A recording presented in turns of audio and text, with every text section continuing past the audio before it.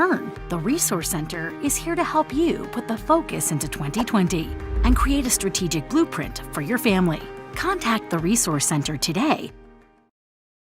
Well, good morning and good Monday, Wildcat Nation. This is Will Worsham. I'm here with Bruce Porter in the Resource Center studios, broadcasting live from rainy and gloomy Rogersville this morning. It's coming down like cats and dogs and chickens and goats. And I mean, it was raining hard a few minutes ago at my house. Was it really? Yeah. Yeah. Well, I've been here for a little bit, so I drove through a little bit of rain, but it wasn't too bad. But I'm not a big fan of the cold rain that just kind of hits you and just sort of sinks in a little bit. We need the rain, though. I have a pond behind my house. It's down maybe, I don't know, I didn't measure, 3 or 4 feet.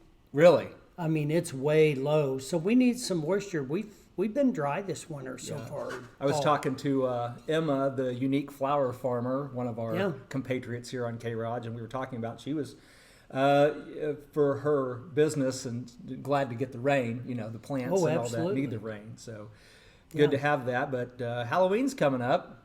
Yeah, it is. I tell you what, this year's going to be different.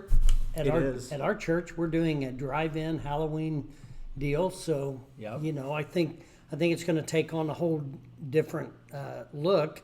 I'm not sure how it's affected candy sales. I haven't seen any data on that. That'd be interesting. But, I don't know if it'll have any effect or what. Well, let's be honest. 80% of Halloween candy sales aren't for the trick-or-treaters. It's eaten and gone in your own house before Halloween ever shows up, isn't it? I told my son and my wife we need to stock up early.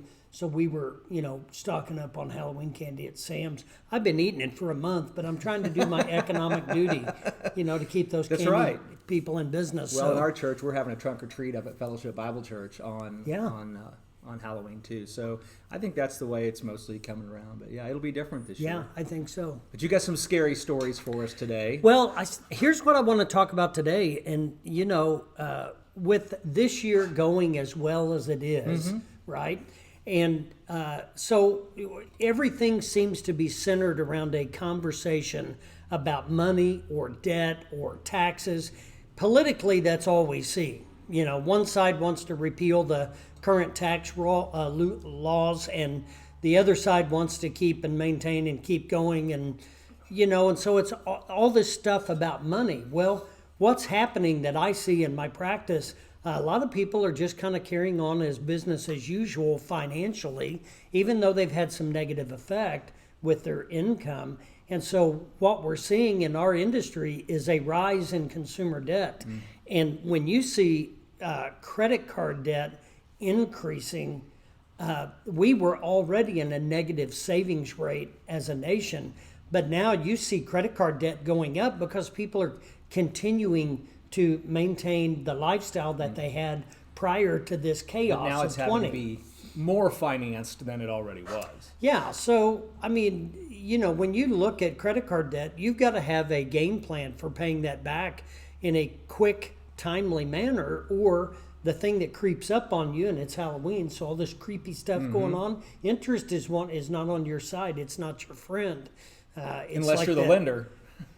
Or the investor. I guess so. I mean, if you're the lender, you're making profits. But boy, we got to watch out as consumers, because we can't afford as a nation to go further in consumer credit card debt than we were prior to 2020, because we were already in a negative savings rate. That negative savings means you have less in savings account than you have in consumer credit card debt. So if the average credit card debt was, say, $13,000 and the average savings account was $6,500, you see the lopside. Right. You could cash in all of your savings and still be in debt. Yep. So that's the problem in the country. And so now let's just take, for example, a $5,000 credit card balance at the end of this year. Let's say you used it to live on, you bought birthdays and Christmas and the 2 or 3 months you were off, you lived on it.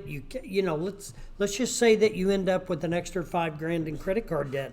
Did you know that if you pay that out over the term with a minimum payment of 3% over a 44-month period, you're going to pay $1,500 in interest. Wow. So that $5,000 credit card debt just costs you $6,500.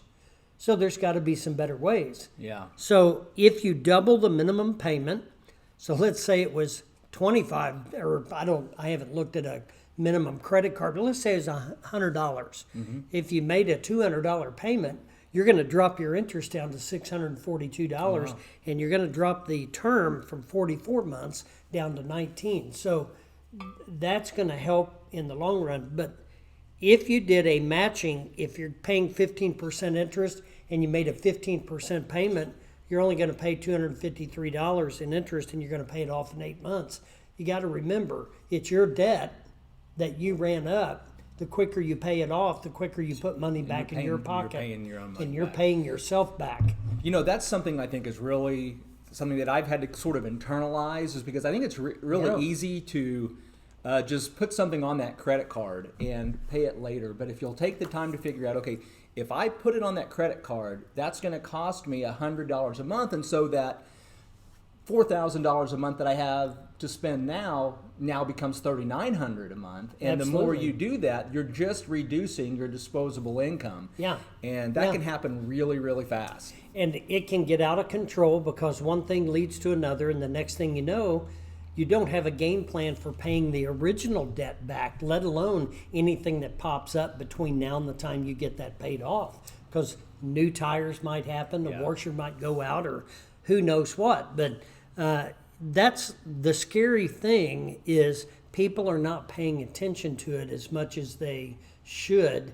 If you don't have a savings account and you have debt, consumer debt, paying that consumer debt back first is what you have to do to financially get yourself on solid ground. You can't save money by allowing debt to continue. Do you think it's important, though, because you hear advice from a lot of different people, and I want to get your expertise, that if you have zero savings right now, if you could put $500, $1,000 in savings before maybe you attack that, just in case the tires do go out, you don't have to then go backwards on the debt. What do you think about that? Well, you could. The savings rate, savings is for emergencies. Exactly. Savings is cash in your pocket that you could grab immediately and take care of a problem.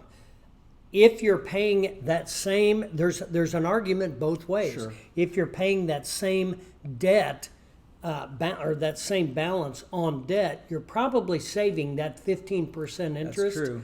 And your savings rate is probably going to be less than 1%. So when you think about it, it makes us feel better to have a little cash. Yep. But if you take that same amount of money and pay it on your debt, that credit card's still got a credit balance. So you could use it if you had to. But the thing is, before we can move forward financially, we have to reduce that debt to either a very small manageable number or eliminate it, period.